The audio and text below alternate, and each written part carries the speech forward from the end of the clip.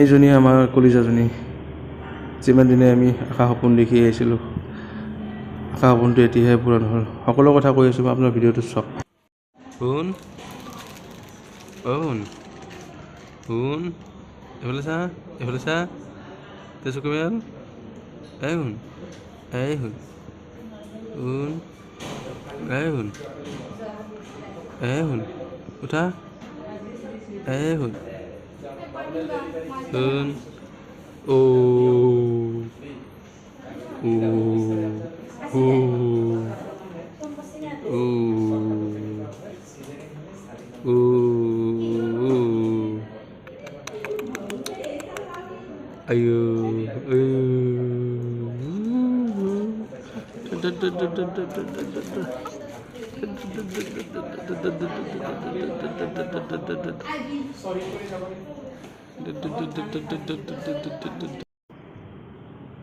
এতিয়া বৰ্তমান মই আছোঁ খুচুৰা হস্পিটেলত, নলবাৰী, যিটো ফ'ৰলেন আছে তাৰে ওচৰতে।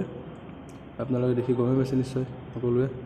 আৰু কিয় আহিলোঁ হস্পিটেল, কিয় কাৰণে আহিবলগীয়া হ'ল আপোনালোকক কৈ আছোঁ মই। সকলোৱে আমাৰ বেবীটো দেখিলে প্লিজ সকলোৱে আশীৰ্বাদ কৰিব, তাই যাতে সদায় কুশলে থাকক। মই ভগৱানৰ ওচৰত সেইটোৱে প্ৰাৰ্থনা কৰিছোঁ, আৰু সকলোৱে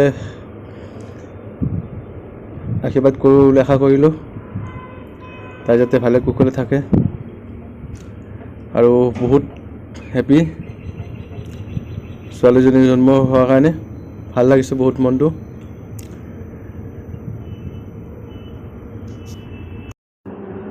আৰু আজি 3 দিন টোপনি মাৰিব পৰা নাই, পুৰা টোপনি ক্ষতি হৈছে, চকু মুখ সোমাই গৈছে, একেবাৰে টোপনি ক্ষতি। উপায় নাই আৰু কষ্টটো কৰিব লাগিব। আজি ইমান বছৰৰ মূৰত ভালপোৱাৰ আশা সপোনবিলাক পূৰণ হৈছে আমাৰ। মনটোত যে কিমান মানে ফূৰ্তি লাগি আছে ভগৱানেহে জানে। আৰু আমাৰ কলিজাজনীৰ কি নাম ৰাখিলে ভাল হয়, আপোনালোকে ভাল লগা নামবিলাক তলত কমেণ্ট কৰি কিনে জনাবচোন।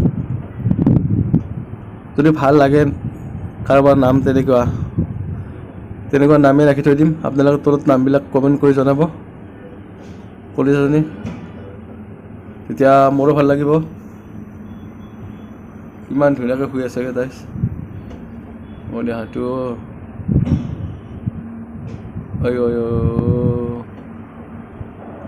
চা